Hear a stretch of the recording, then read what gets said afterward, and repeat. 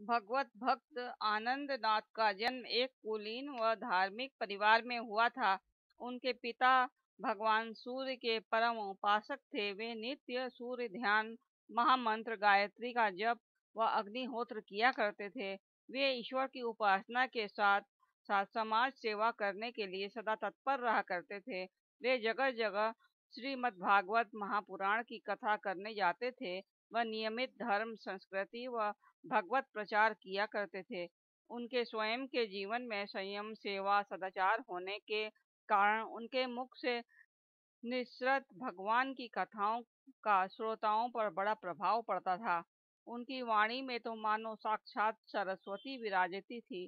कथाओं में दान स्वरूप उन्हें जो भी धन प्राप्त होता था, उसे वे दीन दुखियों व अन्य जरूरतमंद लोगों को दे दिया करते थे।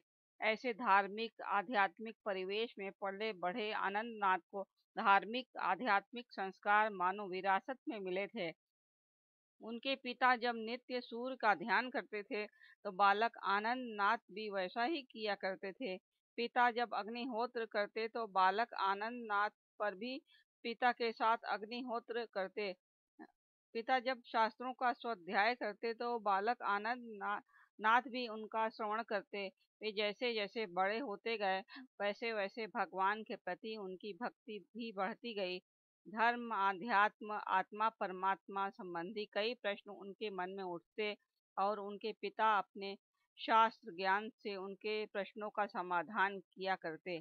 उच्च शिक्षा प्राप्त कर लेने के पश्चात आनंदनाथ भी अपने अन्य साथियों की तरह किसी बड़े रोजगार की तलाश में घर से बाहर निकलना चाहते थे, पर उनके मन में बार बार संसार की नश्वरता व ईश्वर दर्शन करने के विचार आने लगे। वे रात भर मन में उठ रहे प्रश्नों के द्वंद्व में करवटें बदलते रहे।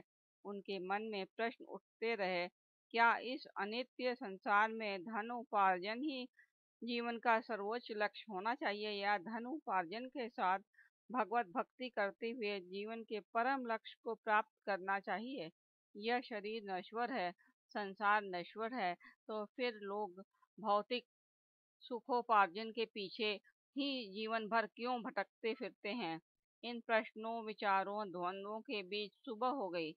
आनंदनाथ नित्य क्रिया से निवृत्त होकर अपने पिता के पास पहुँचे, जो अभी अभी अग्निहोत्र संपन्न कर अपने घर के आंगन में बैठे थे। अपने मन के सारे प्रश्नों, द्वंद्वों को आनंदनाथ ने अपने पिता के सम्मुख रखा। शास्त्रज्ञ व ईश्वरपरायण पिता ने कहा, पुत्र, जीवन निर्वाह के लिए धन का उपार्जन अवश्य करना चाहिए, पर धन उपार्जन को जीवन का परम लक्ष्य कभी नहीं बनाना चाहिए।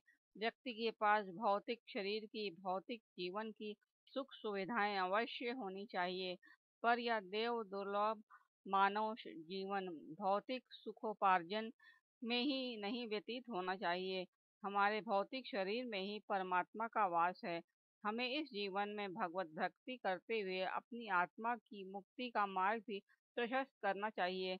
मानव जीवन का यही परम लक्ष्य है। पुत्र, तुम्हें ईश्वर की कृपा से जीवन निर्वाह के लिए धन की कभी भी कमी नहीं होगी।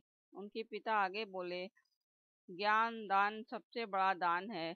आज अज्ञान व अभाव में डूबे मानव समाज को ज्ञान की बड़ी आवश्यकता है। पुत्र, तुमने पाठ्य पुस्तकों से अपार बौद्धिक ज्ञान अर्जित कर लिया है।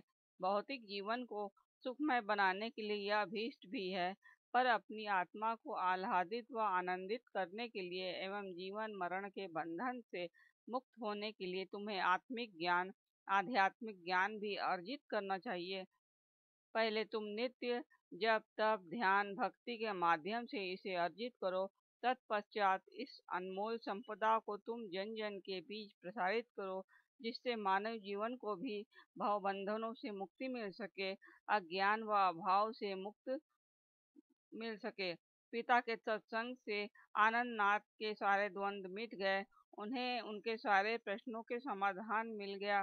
वे पिता की आज्ञानुसार अपना गृह कार्य करते हुए, जीविकोपार्जन करते हुए नित्य जप, तप, ध्यान, भक्ति तथा स्वाध्याय करने लगे।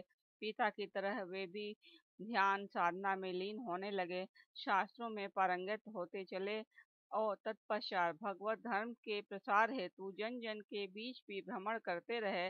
वे आजीवन पिता के बताए हुए मार्ग पर चलते रहे। जन सेवा के माध्यम से इस प्रकार उन्होंने अब जीवन के परम लक्ष्य को प्राप्त किया।